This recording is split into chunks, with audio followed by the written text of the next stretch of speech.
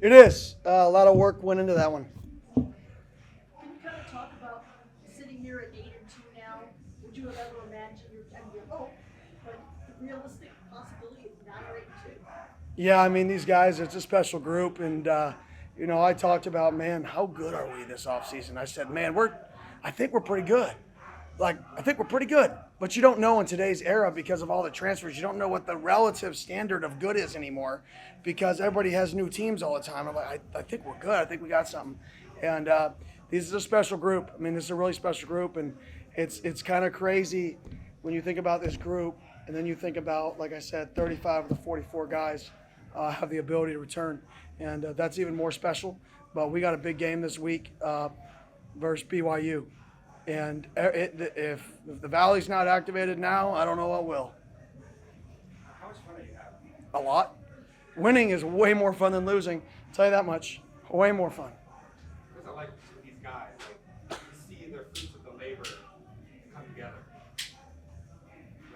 Yeah. I mean, it's unique because like we went to pregame meal. We don't really have rules. Some people say, "Oh, be quiet, don't speak." Other people's are like, "Play music." Everybody has different deals. We just let them be them. And last week there was a lot of like joking around, and this week it was like silent. And we looked at each other and we're like, "This is either gonna be really good or really bad." But we're gonna find out. And I'm still learning our team, and the way that we came out on the road like that, it was like we had a focus, and our guys felt disrespected going into the game. Coach, what kind of statement you think your team made? Coming into Bill Snyder Family Stadium, where Kansas State has been undefeated here all season, and you guys pull out this win. Yeah, I think we made a statement that we're a good football team. You can look at the records and crap. Every game you play in the Big 12, you never know who can win. So you can say this record, that record. Are you going to beat a good team? Are you going to beat a bad team? I know we've beaten 2 top 20 teams in the country this year when we played them. One at home, one on the road. I mean, I know that. That's what I know. I know we lost to 2 really good football teams on the road, one without our starting quarterback. And I know that these guys play hard for each other. And I know when another opponent watched our film, they see our guys play for each other. And I think there's great power in that. And it means a lot to these guys to come in here with that chip on their shoulder today and do something that really nobody thought we could do, except shout out Bussin' with the Boys, Taylor Luan. He thought we could do it, right? Pat McAfee thought we could do it. Can you talk about maybe they stopped the run so well, how much the short passing game and getting the passing game early was instrumental? Yeah, I mean they're a run pressure defense, so a lot of their early down pressures are not to stop the pass; they're to stop run downs. So they were very very successful with some of their run pressures. So we knew we had to combat that with play action shots early and with screens early. So I think Coach Arroyo did a phenomenal job keeping them off balance with perimeter screens and shots versus the run pressures because they're not really built to get home. And you saw Sam get loose on some of those scrambles. And then you saw us, complete some of the shots down the field. So I thought Coach Arroyo had a really, really good plan. I did say that you guys were so successful on third downs, and especially when they put forth a pretty good run defense. Yeah. Well, one, we pass protected well. And Sam's good. Sam's really good. I keep saying it. And Sam's really good. And we should be really happy that we have Sam. And we have him for 2 to 3 more years. I mean, Sam's going to play on Sundays. There's zero doubt in my mind. Sam's an NFL player. I think the sky is his limit.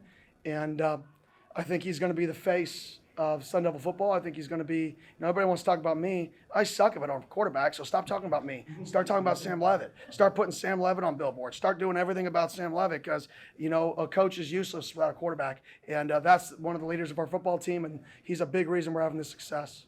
How does a team at the beginning of the season believe in a vision and you have for a program and try to get to it? Just one day at a time. One day at a time. Repeat. Can you go into some of the ways you and your staff were able to control the clock in the second half, whether it was the delay of games on the punt or What are you talking about? substitution? Oh, yeah, I don't know about the punt thing. That was unfortunate. We took 3 delay of games. That wasn't good. It sucked. And, we're big on clock management. We're big on winning the details of the game. That unfortunate punt scenario, was about a minute of the game, of gameplay. And then we got 2. They subbed twice. outside of 2 minutes when they went out of bounds on their sideline, which gives us an opportunity. And, that saved about 35, 40 seconds on those 2 substitutions. And when you talk about winning good football games, you got to win the margins. That's a minute and 40 seconds that just playing smart football. Our motto is smart, tough, the ball, the team. When you just played smart football, you shorten that game by a minute and 40 seconds. And I'll say this, I'm glad that minute and 40 seconds was not on the clock there at the end of the game. And you don't know when that stuff's going to show up, and it showed up the last 2 weeks for our football team. You mentioned the chip on the shoulder, and both Sam and X mentioned, kind of seeing the media for the predictions for this game. How much do you think that played a role in this game, but also, that chip, Yeah, the next couple weeks? Yeah, our guys are competitive, so when they keep going out there and winning football games, and everybody keeps saying that, oh, there's a reason why they're winning, and it's not because they're good, right? Then that's got to bother you. Like, this was the first week that I really dove into that, where I really, I was pulling things out to show the guys and really use that as motivation this week. I'm not really big on external motivation. I think external motivation is great for small periods of time, but at the end of the day, if you're not internally motivated to be the best version of yourself and repeat, then eventually you're not going to be able to just motivate with external. This is one of the few weeks that we really dove into people not believing in the football team and not believing in the guys, and I think they responded really well. Is this program maybe a year ahead of what everybody, I don't know about you, but everybody else maybe thought it would be? Yeah. I would be lying if I said no, right? I mean, we were a 3-win team twice. We were under NCAA sanctions. Most head coaches, to keep on it, be brutally honest, you get fired if you take a job under sanctions. You don't survive. You're hired to be fired. That's the nature of the beast. And right now we're sitting here at 8-2 and couldn't be prouder. Anything else? Thank y'all. Go Devils.